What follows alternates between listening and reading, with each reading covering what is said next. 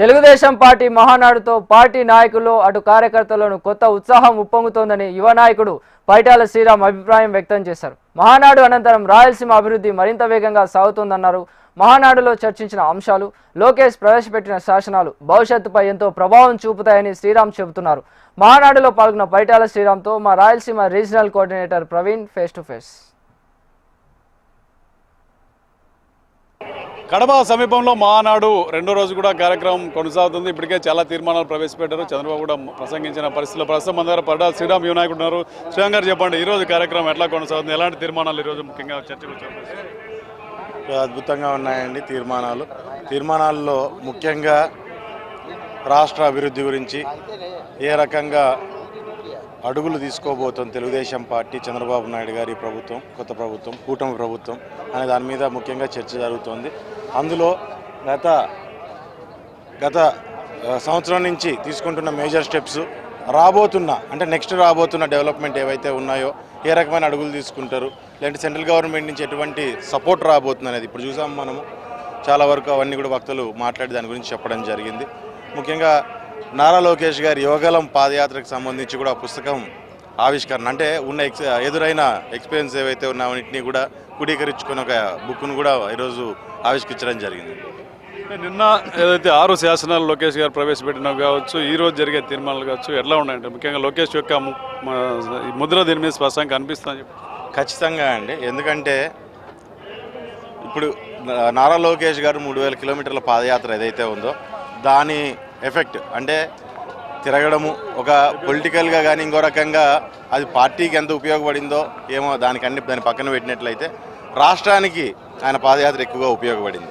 అందులో నిన్న శాసనాల్లో ముఖ్యంగా ఆయన తీసుకున్న డెసిషన్స్ ఏవైతే ఉన్నాయో 6 శాసనాలు కూడా దానిని బేస్ చేసుకొని అక్కడ ఎదురైన ఎక్స్పీరియన్స్ని బట్టే అవన్నింటినీ కూడా డిజైన్ చేసుకోవడం జరిగింది. కాబట్టి ఖచ్చితంగా ఆ శాసనాలు అనేటివి లోకేష్ గారి ముద్ర 100% దాని మీద కనపడుతుంది. ఎందుకంటే ప్రజల నుంచి వచ్చిన సమస్యల్ని, ఆయన ఆలోచన విధానాన్ని, ఆ ప్రజల సమస్యల్ని ఆలోచన విధానాన్ని క్రోడీకరించుకొని తీసుకొచ్చిన శాసనాలు అవి. రేపు అనంతపురం ముఖ్యంగా మిగతా జిల్లాల నుంచి పెద్ద ఎత్తున జనాలు వచ్చే పరిస్థితి ఉంది. రేపు సభ ఏ రకంగా ఉండబోతుంది, ఎంతమంది వచ్చారని ఒక అంచనా? రేపు రాయలసీమలో కనీవిని ఎరగని సభ రేపు జరగబోతుందండి. ఎందుకంటే ఎక్కడ చూసినా రేపటి సభ గురించే చాలా వరకు చాలామంది మొత్తం అన్ని జిల్లాల్లోనూ రేపటి సభ గురించే మేజర్గా అందరూ రావాలనే దీని మీద పెట్టుకున్నారు.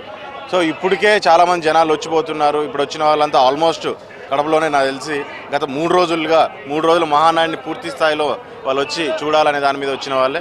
మరి రేపు ఖచ్చితంగా అన్ని రకాలుగాను అన్ని జిల్లాల నుంచి, రాయలసీమ జిల్లాలు ముఖ్యంగా అన్ని దగ్గర నుంచి కూడా తండోపతండాలుగా ప్రజలు రాబోతున్నారు. మహానాడు తర్వాత రాయలసీమలో రాజకీయ మార్పులు కూడా చాలా ఉంటాయనిపోతున్నారు. మహానాడు ముందు ఒకటి, మహానాడు తర్వాత కూడా రాజకీయంగా చాలా ప్రభావం ఉంటుందని కూడా చెప్తున్నారు. ఎలా చూడవచ్చు రాయలసీమలో ముఖ్యంగా టీడీపీ యొక్క పరిస్థితి ఎట్లా ఉంటుంది? మన రాయలసీమలో అన్నప్పుడు ఇప్పుడు ఆటోమేటిక్గా ఇక్కడ మొన్న ఎలక్షన్లకే ఆ మార్పు ఏంటనేది చూపించేశారండి. ఇక్కడ ఉన్న ప్రజలు కానీ లేదంటే రాజకీయ పార్టీలకు వ్యతిరేకంగా ప్రజలు ఏ రకంగా ఓటింగ్ చేసి తెలుగుదేశాన్ని గెలిపించారనేది కనిపిస్తుంది, కూటమి ప్రభుత్వాన్ని గెలిపించారనేది. మార్పు అంటే ఖచ్చితంగా రాయలసీమలో రాజకీయ మార్పు కన్నా చంద్రబాబు నాయుడు గారు అభివృద్ధి పరంగా మార్పును తీసుకురావాలనే ప్రయత్నంలో ఉన్నారు. ఈరోజు వాటర్ ప్రాజెక్ట్స్ కావచ్చు, ఇవన్నిటినీ కూడా ఏ రకంగా మనం ఇప్పుడు హార్టికల్చర్ హబ్గా రాయలసీమను ఏ రకంగా మారుస్తామనే దాని మీద కూడా పెద్ద చర్చ జరిగింది. దానిలో చంద్రబాబు నాయుడు గారు క్లియర్ విజన్ని దాంట్లో అందరికి కనపడేట్టుగా చెప్పడం జరిగింది. దాంతోపాటు చాలా వరకు ఈరోజు బయోమాస్ ఏవైతే ఉన్నాయో ప్లాంట్స్ కానీ ఇవన్నిటినీ కూడా కొత్తవి, దాంతోపాటు సోలార్ ప్లాంట్స్ ఏవైతే వస్తున్నాయో ఇవన్నిటినీ కూడా అభివృద్ధి పరంగా మార్పును తీసుకురావాలనే ఆలోచనలో ఉన్నారు. ఈరోజు ప్రతిరోజు ప్రతిదాన్ని రాజకీయానికి ముడిపెట్టుకోకుండా ఏదైనా సరే అభివృద్ధి పదంలో ముందుకు నడవాలి రాష్ట్రం అందులో రాయలసీమని ఇంకా ముందుకు తీసుకెళ్లాలనే ఆలోచన, ఆకాంక్ష చంద్రబాబు నాయుడు మాటల్లో వినపడుతున్నాయి.